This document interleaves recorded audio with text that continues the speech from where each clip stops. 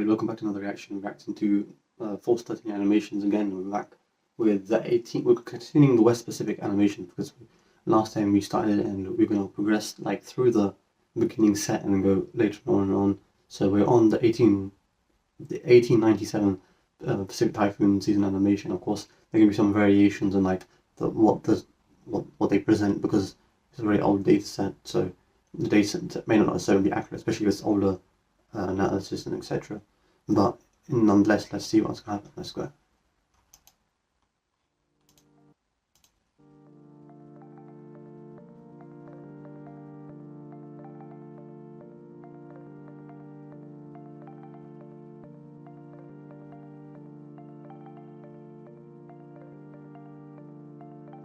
Alright, got early July tropical cyclone landfall. It looks like South China Sea typhoon. So a lot of these tropical cyclones, it looks like they're just appearing out of nowhere. So it looks like the report probably originated, if you like retrograde or trace back a potential track, a TC track.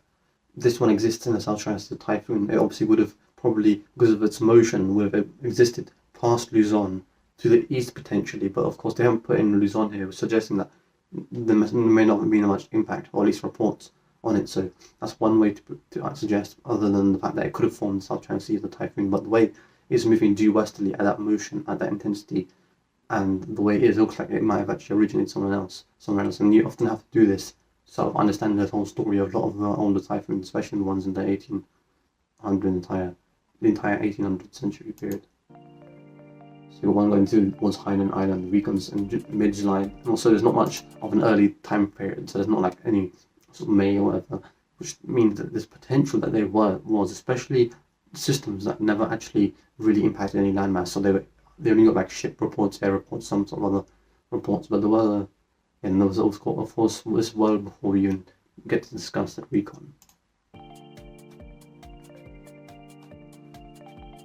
And a northerly typhoon there.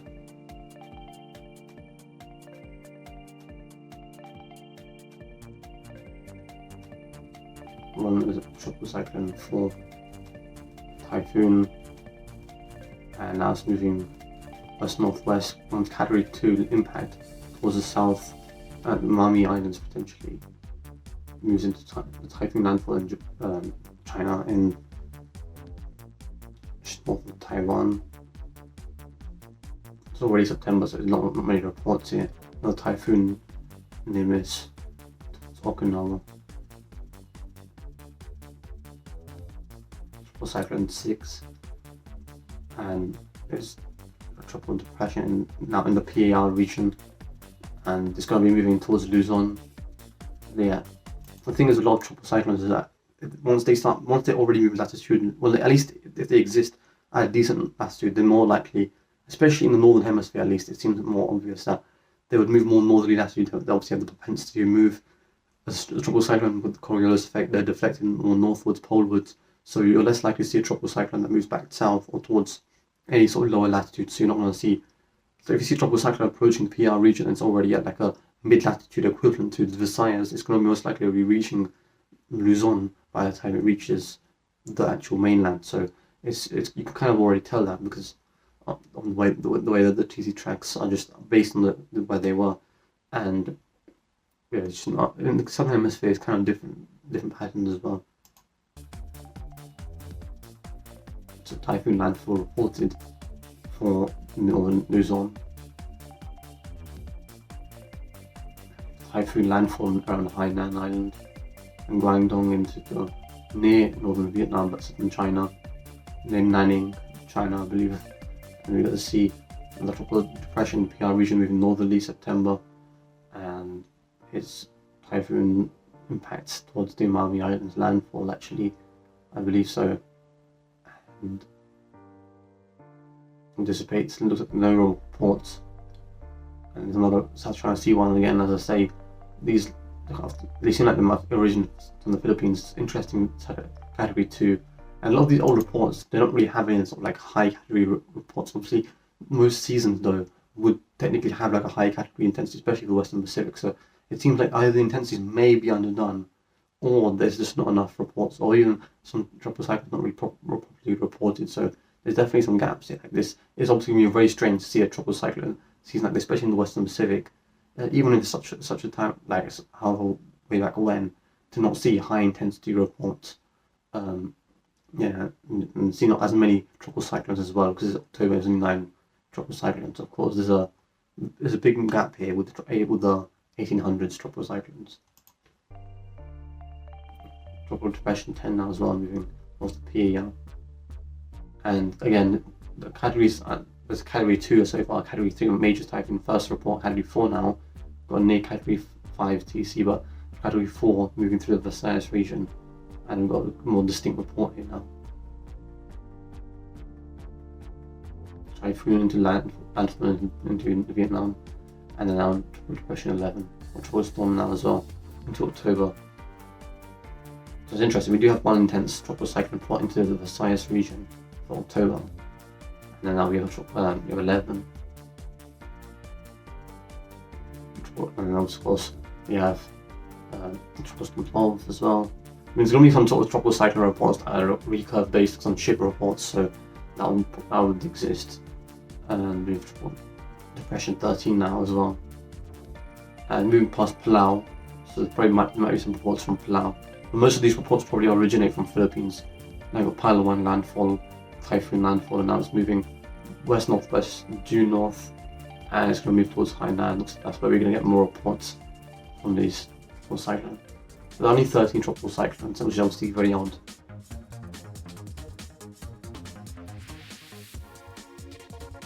Typhoon 10, there we go, there's a clear report. Typhoon damage from Typhoon 10. There were a lot of fatalities, clearly. So yeah, it seems that Typhoon 10 is the big report. That is, actually, yeah, I mean, I think I've seen that image before, the damage picture of Typhoon 10 before. But you can see we actually have a pressure reading as well, an estimate of 925 millibars per 115 miles per hour. And of course, there's a maximum fatality estimate of 6,400. So clearly, a very significant typhoon.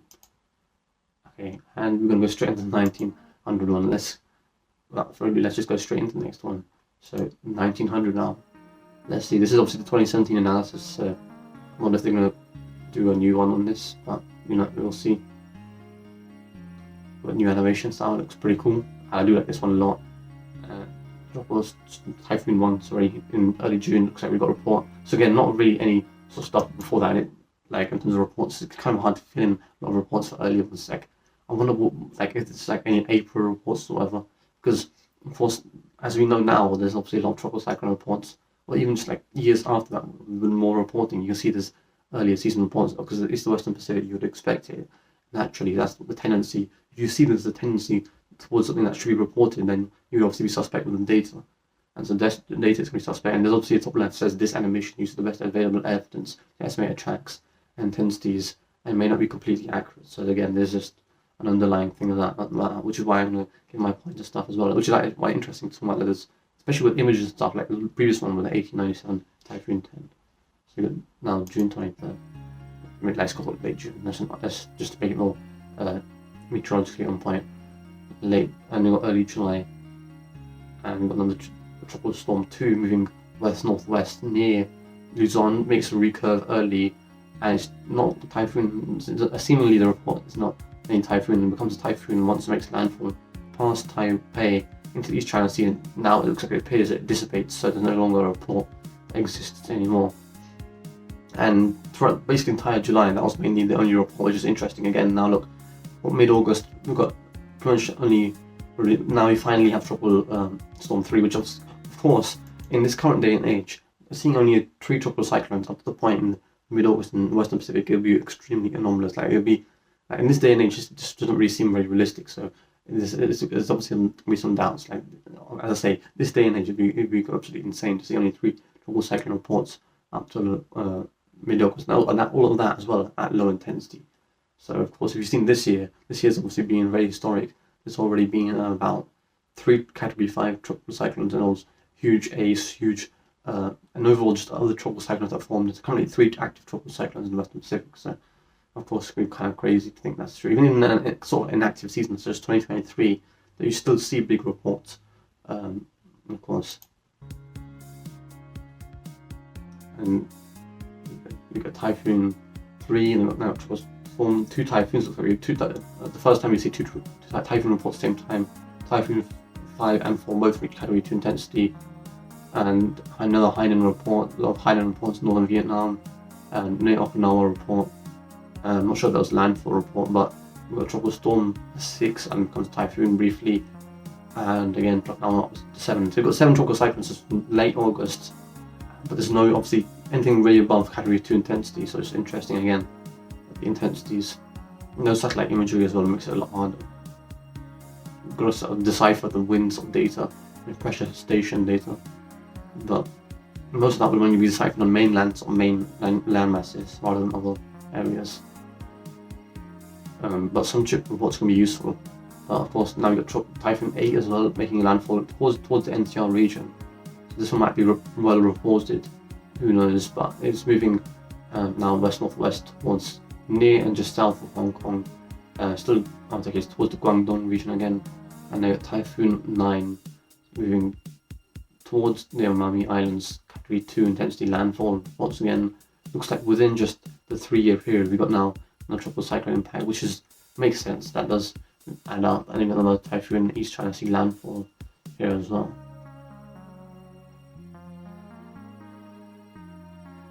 I think with the current day and age as well, with the new typhoon, like in this sort of changing environment, especially with like climate change influences tropical cyclones, you can never really expect or like know what the heck a tropical cyclone can do now in the Western Pacific. Anything that happens then obviously could be strange and anomalous, but now you entirely expect it to be plausible to happen now. Like, look at Typhoon Dolphin, the way its track is moving, the way it's intensifying. The track is the main anomaly here as well.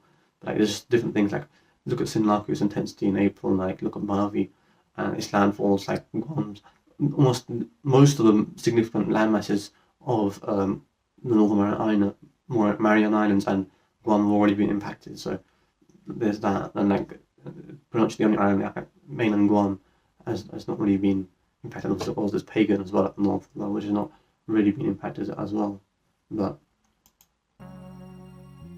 it's crazy to think what the reports can be nowadays. We've got 11, then a lack of reports on Japan. Looks like the tropical cyclones dissipated, and not really.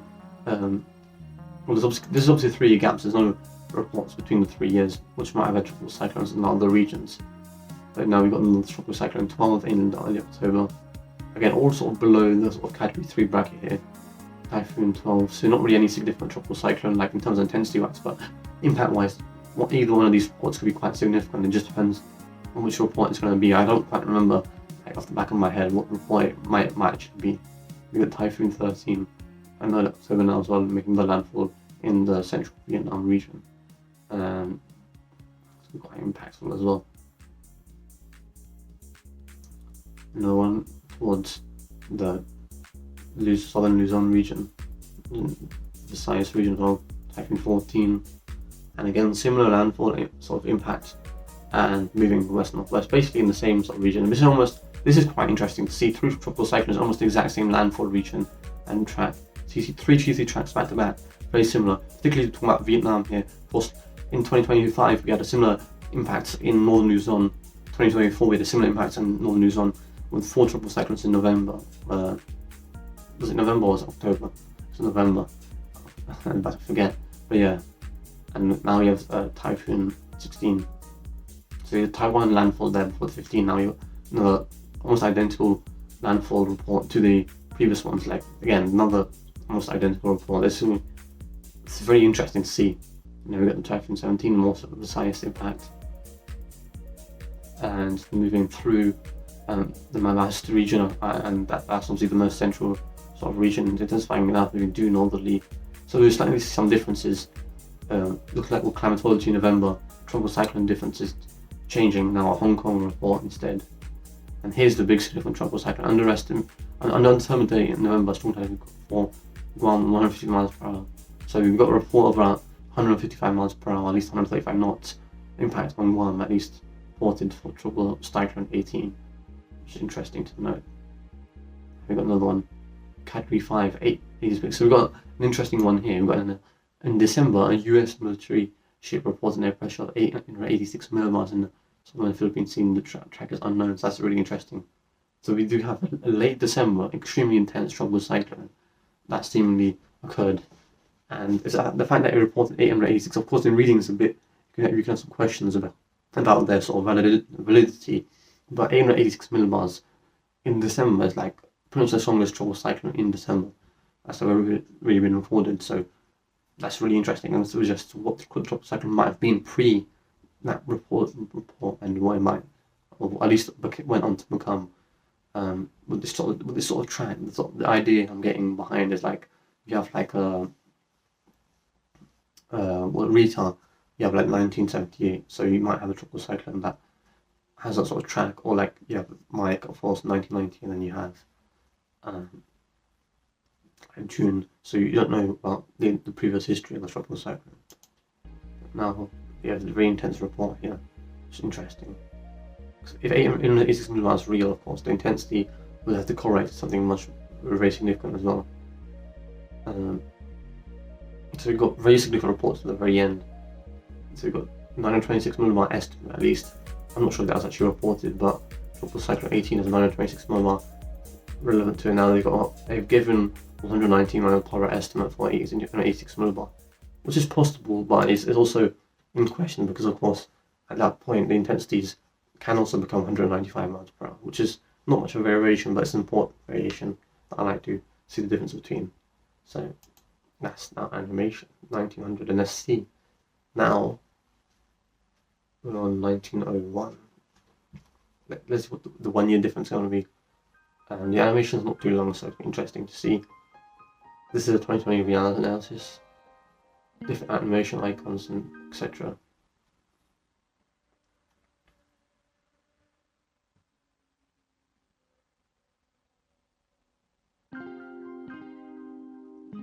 Now we have a tropical cyclone 1 and reported moving southwestwards towards Malaysia. It's a very southerly latitude. In fact, that's almost like that's quite comparable to the Senya last year.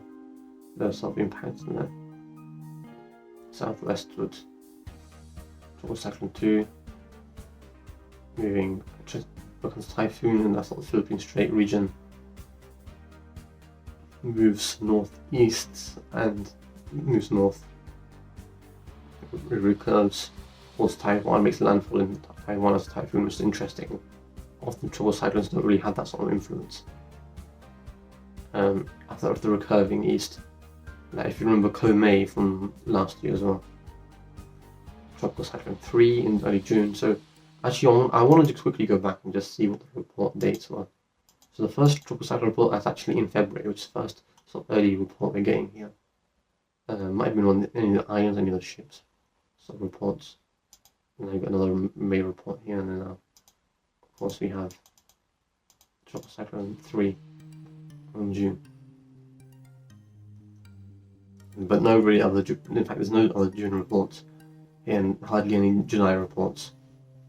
There's only one late July report, and there Witt is the name tag of this tropical cyclone. Major typhoon, category 4 in the East China Sea, category 5 in the East China Sea. That's really interesting. Category 3 major landfall in the East China Sea into the East China landfall region. Not really sure which region that would be. In terms of the actual report station that would be reported. Again, another tropical cyclone in the Guangdong region, and it's moving into the Gulf of Tonkin towards the Hanoi sort of region as modern sort of example, just to understand. Tropical cyclone 6, and we've got another impact as well in almost the exact same region. Sort of unfortunate that it's in the exact same region, and the tropical cyclone 7. So it's mid-September, and only 7 reports here as well. Some questions as well. Tropical cyclone 7 category 2 intensity in reports. Clearly influential towards Taiwan and becomes weakened. Not much of a Japan sort of report here. And the tropical cyclone 8 moving due northerly, and it's now moving towards the Philippines, moving quite an erratic track, but it makes sense. It's almost monsoon-like, but it makes sense as well because late October typhoon again, and then it becomes another recurve, so tropical cyclone near the Amami Islands.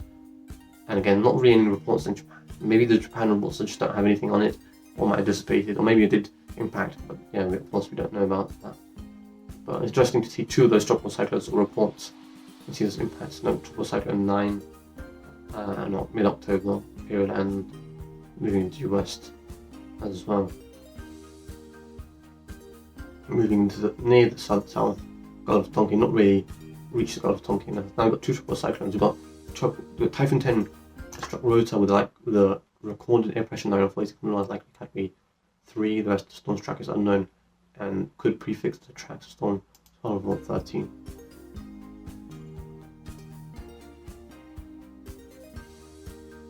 That's interesting report. So there's not really anything unknown about the tropical cyclone after that. So that it could prefix, obviously, tropical cyclone reports that they come to say is 12 or 13, but it could have also just recurved after that data. But again, it could have become any one of these tropical cyclone reports as well. They exist here. Typhoon impact in the central Vietnam region again. 13. Recurve. Late October, no reports after that. DeWitt was the name of that cyclone. Quite impactful as well. Typhoon 2. A lot of rainfall reports, so we got that.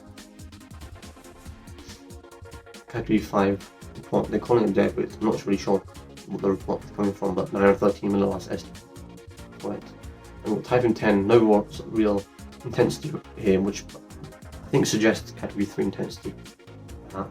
Additionally, between 4 and 14 additional tropical storms with no track or chronology data existed during the 1901 season. So that's interesting. Also, a lot of data that's just like missing gaps. A lot of it could have actually owned to being. So there's no tracks. There's just going to be a report, of course, and no chronology. That means that it could have been most of them could have been ship reports. This makes more sense, like especially leading on the 14 more additional side. There's going to be a lot more cyclones that would have likely occurred. Lack of data, but of course, in a new analysis, it'd be interesting to see. I may see this myself and see what the reports are, and obviously tag them up as well. But clearly, there was more missing reports, and I'm gonna end it here. We'll do the 1905 and a different analysis on reaction. So without further ado, I'll see you in the next reaction.